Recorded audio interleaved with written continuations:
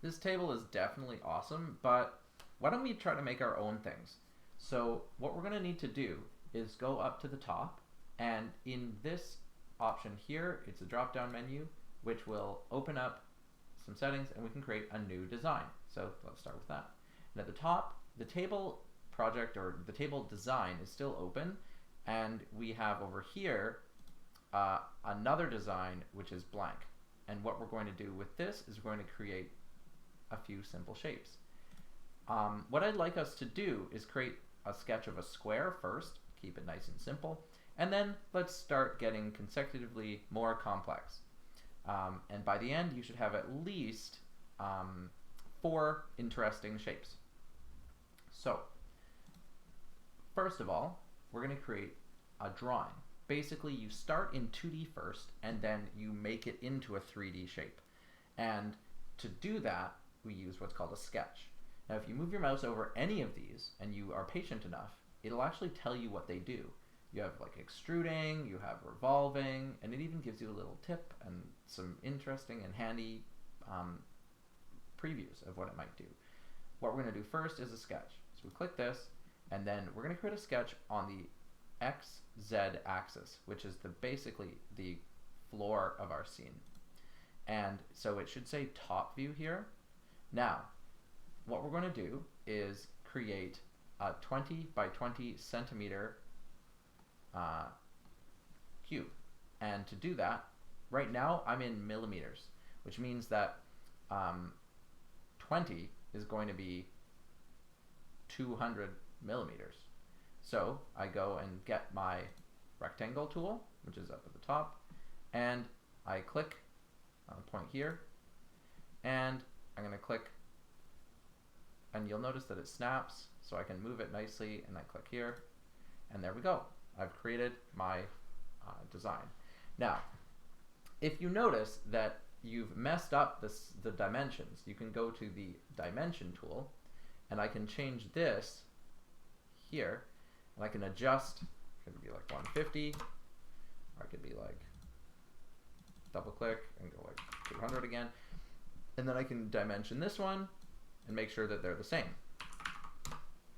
So this is a handy way to quickly check to make sure that you have the right size.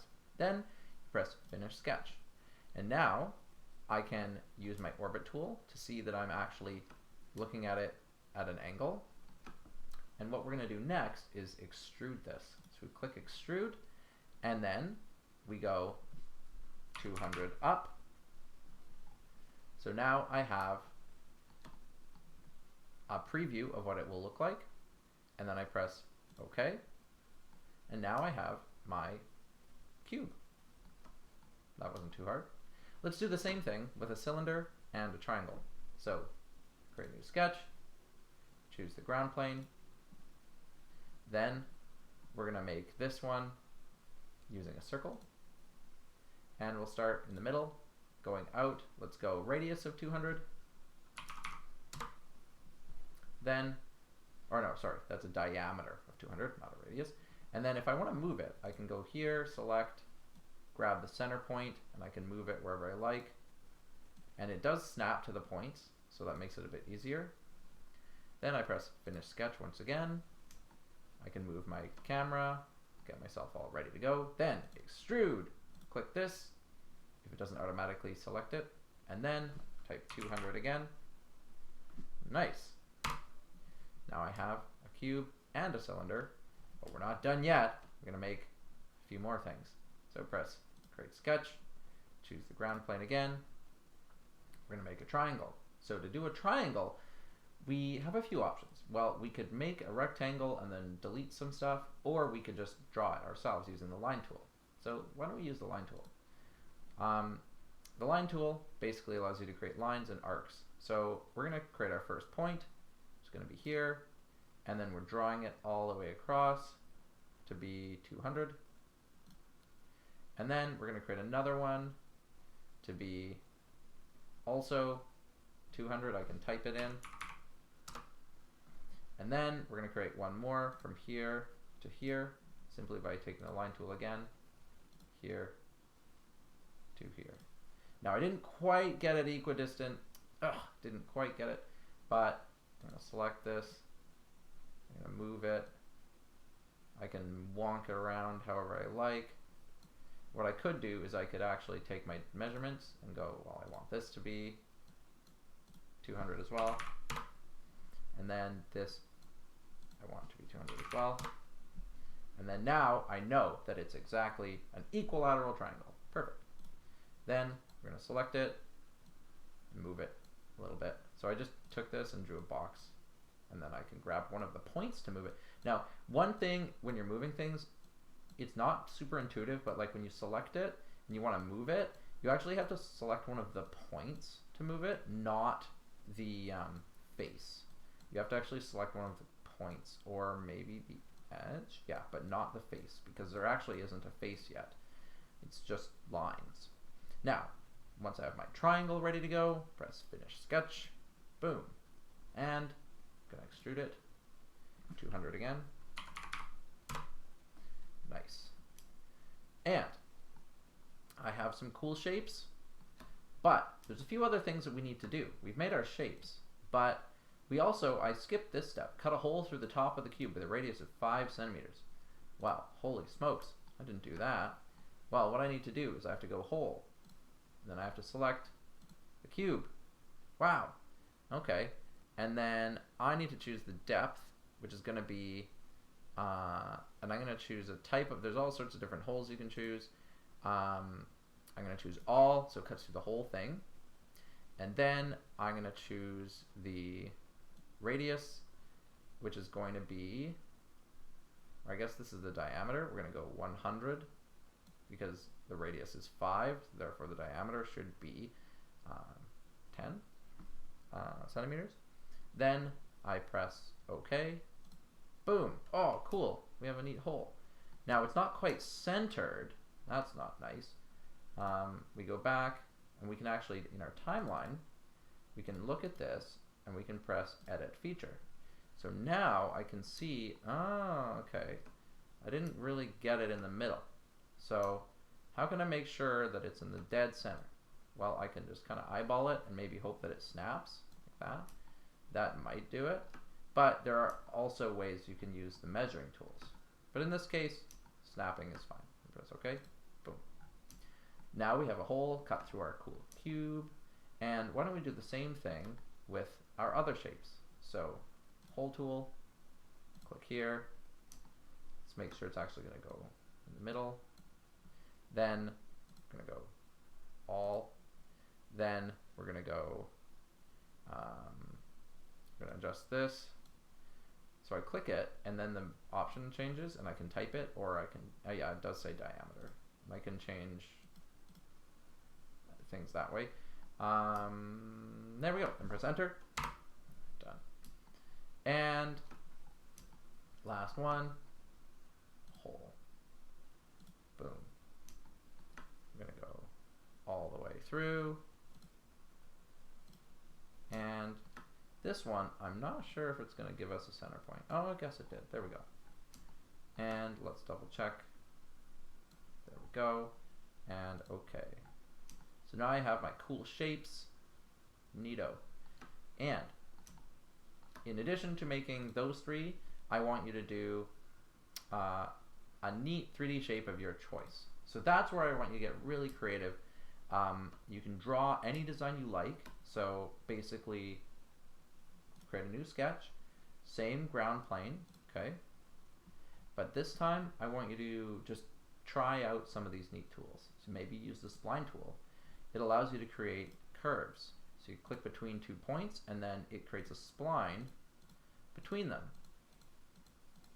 So you make some sort of wonky shape if you like. And then all of these things are basically the handles of your spline. And you can edit those handles and adjust them in different ways by using the select tool. So I can click this, I can like bend things around, make it a cool wonky shape. And then from here, I can press Finish Sketch, and I can extrude it up 200. So that creates a neat design. But obviously, you could make anything you like. Get creative. Make something maybe more interesting. And try out some of the other tools. Like for example, you can use the fillet tool to bevel. Let's see if I can actually, oh no, it has to be an edge. Sorry about that. So if I select this edge, I can fillet the edge.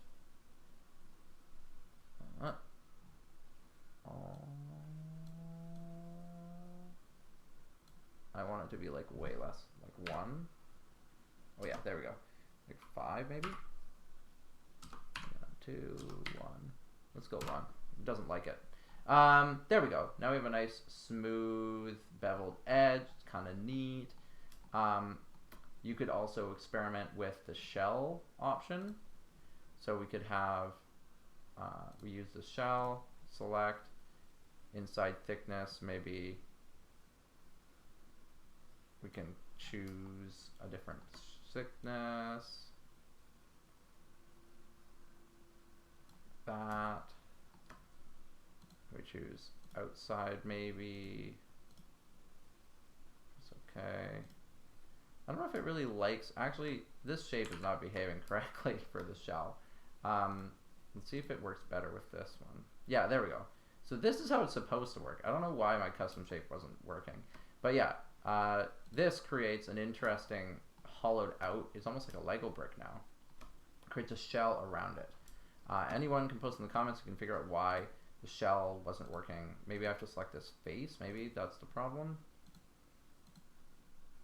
Yeah, it bothers me that I don't know why. Anyway, you might not be able to do that with the custom shape, but you can definitely do it with geometric shapes like this. So try out some of the tools, play around, as long as you have a few different shapes that you've created. Now, once you have those created and you're done with your designs, then the last step is to save. So inside of here, we're going to save it, but not in the examples. We're just going to save it in Engineering 1112. And, well, I didn't want it to go in examples. I wanted it to go into this one. I guess I'll right click, move to this, move there. There we go. And then make sure you give it a name. So like, don't just call it untitled, that's lame. Call it shape exercise. Nice. So we have our shape exercise with our 4 shapes, and then you also still have the table design. And the cool thing about this is it's saved in the cloud. Any computer you open it, it'll be available, even at home or at school or anywhere you go. And that's the basics. We've talked about making simple shapes, using the sketches to create different designs, and how to extrude them to create it into 3D. We've talked about navigation and how to change some of your graphics settings. So hopefully that is enough to get you started, and the next video is going to be about the specifics of the assignment that I'm going to be giving. So stay tuned. Thanks for watching.